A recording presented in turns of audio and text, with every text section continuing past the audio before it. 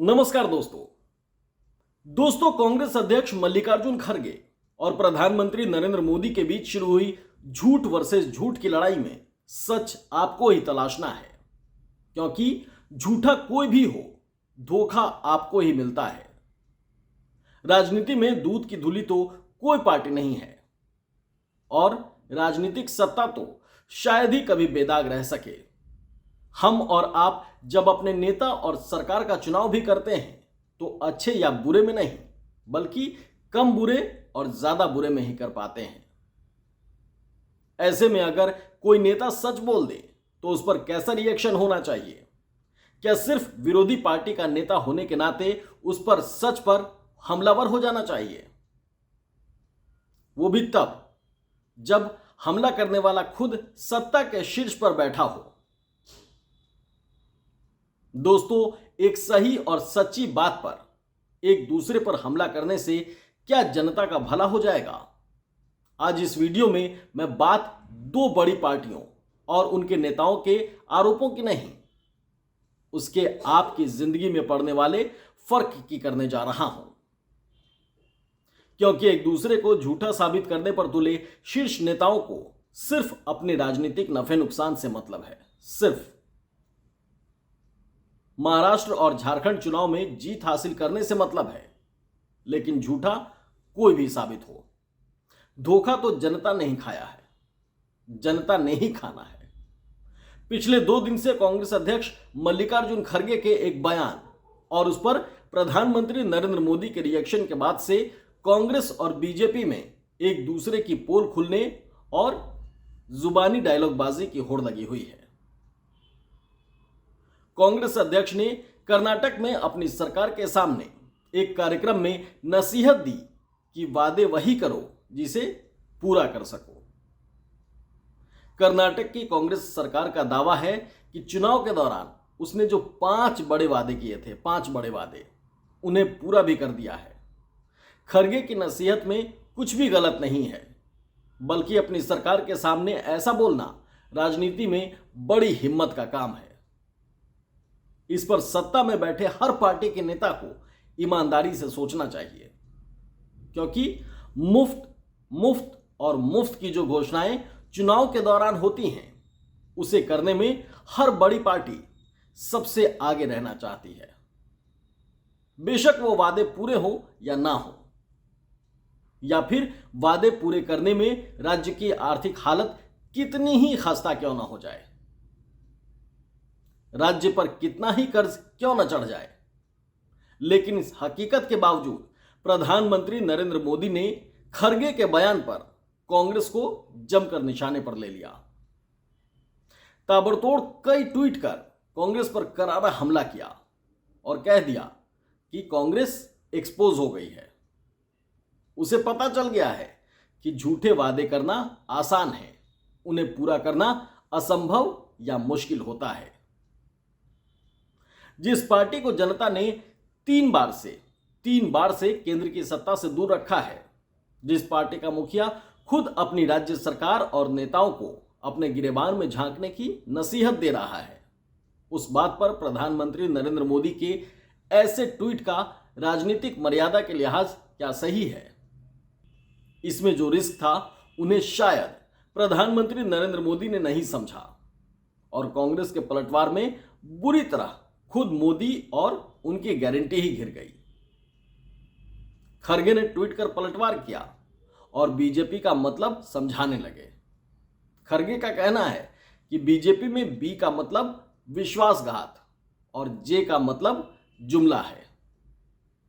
खड़गे ने मोदी की गारंटियों पर सवाल उठाते हुए पूछा कि हर साल 2 करोड़ नौकरियों, महंगाई कम करने, अच्छे दिन लाने, विकसित भारत जैसे वादों का क्या हुआ?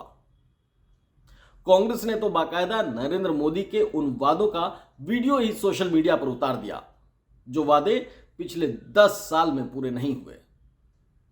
प्रधानमंत्री जी, प्रचार मंत्री जी, जो भी आप कहना चाहें, फिर से चुनाव मोड में आ गए। त्योहार के दिन लोगों को त्योहार की बधाई देने की स्थान पर लगे ट्वीट करने, और ट्वीट भी ऐसे कि उनके ट्रोल्स भी शर्मा जाए। एक ट्वीट तो डिलीट करना पड़ा। देश के प्रधानमंत्री को, 11वें साल का प्रधानमंत्री, सबसे बड़े लोकतंत्र के प्रधानमंत्री फैक्ट चेक में कहीं फंस न जाए, ट्वीट को डिलीट किया। हमारे तमाम मुख्यमंत्रियों, हमारे कांग्रेस अध्यक्ष, सब ने जब उनको करारा जवाब दिया, उनके झूठ को बेनकाब कर दिया, तो उनको ट्वीट तक डिलीट करना पड़ गया। ये इस देश के प्रधानमंत्री की हालत है। प्रधानमंत्री जी, हमारी गारंटियां हमें याद है। 52,000 करोड़ रुपए खर्च करके 5 में से 5 गारंटी कर्नाटक सरकार ने लागू कर दी। हिमाचल सरकार ने 10 में से 5 गारंटियां, जिसमें ओपीएस शामिल है, लागू कर दी। तेलंगाना सरकार अपना रिपोर्ट कार्ड अभी आपको भेज रही है, रख लीजिएगा ताकि आइंदा कोई गलती न कर दें। हमें अपने वादे याद हैं, हमें अपनी गारंटी याद है, और आपको बड़ा घबराना चाहिए इस बात से कि हमें आपके वादे भी याद हैं। आप भूल गए, आप तो गजनी बन जाते हैं अपने। कहां है 100 स्मार्ट सिटीज? क्या हुआ गंगा मैया का? क्या हुआ महिला सुरक्षा का? क्या हुआ पेट्रोल डीजल का? क्या हुआ रुपए डॉलर का? जवाब दीजिए। मशरूम खाना छोड़ दीजिए प्रधानमंत्री, थोड़ा बादाम खाइए, याद आ जाएगा अपने वादे। आजकल क्या स्थिति है आपको पता है प्रधानमंत्री जी? जब पति पत्नी लड़ते हैं ना, तो पत्नी कहती है चलो मोदी कहेंगे। यह स्थिति हो गई आपकी। अब बच्चे कॉमिक्स नहीं पढ़ते, भारतीय जनता पार्टी का मैनिफेस्टो पढ़ते। बहुत हुआ महिलाओं पर वार, अब की बार किसकी सरकार? बहुत हुई रुपए पर डॉलर की मार, क्या हुआ? अब की बार किसकी सरकार? आप जब मुंह खोलते हैं, आप जब ट्वीट करते हैं, तो लोग अब यूं शुरू कर देते हैं, लपेटना शुरू कर देते हैं। आप फेंको, लोग लपेटते हैं। ये इस देश के प्रधानमंत्री की हालत आपने बना दी। मर्यादा थी इस पद की, प्रतिष्ठा है इस पद का हम सब, पूरा विश्व सम्मान करता, लेकिन पता नहीं अब कब तक कर पाएगा। अरे हम तो सोचते थे अपने ट्रोल्स के लीडर हैं। आपके ट्वीट्स देखकर तो ऐसा लगता है आप अपने ट्रोल्स के फॉलोअर हैं। आपके ट्रोल्स आपसे बेहतर ट्वीट कर लेते हैं। आपको तो डिलीट करना पड़ गया। प्रधानमंत्री जी, चौराहों की आप बात करते थे कि मैं जिस चौराहे पे जो चाहे सजा दे देना, चले मत जाइएगा चौराहों पर, वहां जाएंगे तो आपको गाना सुनाई देगा, क्या हुआ तेरा वादा, वो कसम वो इरादा। इस देश को अब आपकी जुबान पर कोई भरोसा नहीं रह गया। कितने ही वक्त आप प्रधानमंत्री के पद पर रहें, उससे फर्क नहीं पड़ता। इकबाल खत्म हो चुका है, अब वो इकबाल वापस लौट के नहीं आ सकता। जय हिंद, जय कांग्रेस। दोस्तों, जैसे बाजार में कंपटीशन के दौरान आप 2 कंपनियों के प्रोडक्ट की तुलना कर लेते हैं और अपने लिए बेहतर चुनने में आपको मदद मिलती है, ठीक उसी तरह आप कांग्रेस अध्यक्ष मल्लिकार्जुन खड़गे और प्रधानमंत्री नरेंद्र मोदी के बीच कौन ज्यादा झूठा के कंपटीशन का आपदा में अवसर ही मान लीजिए। और बेहतर का चुनाव करने के लिए आप चुनाव कर सकते हैं। दोनों पार्टियां एक दूसरे की पोल खोल रही हैं, आप दोनों की हकीकत जान लीजिए।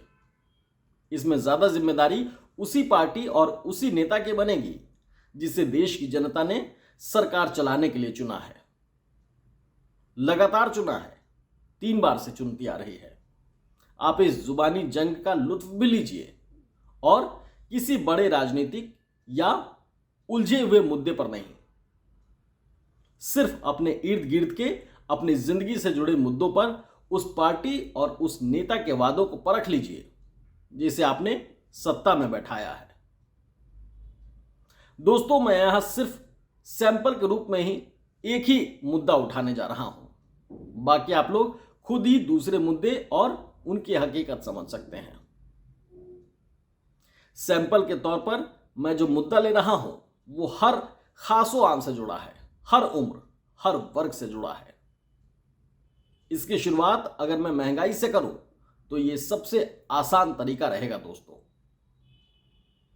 बाजार की कंपनियां और सरकार के आंकड़े बताते हैं कि महंगाई रॉकेट की रफ्तार में बढ़ रही है, लगातार बढ़ती ही जा रही है, जबकि 10 साल पहले वादा महंगाई कम करने का हुआ था।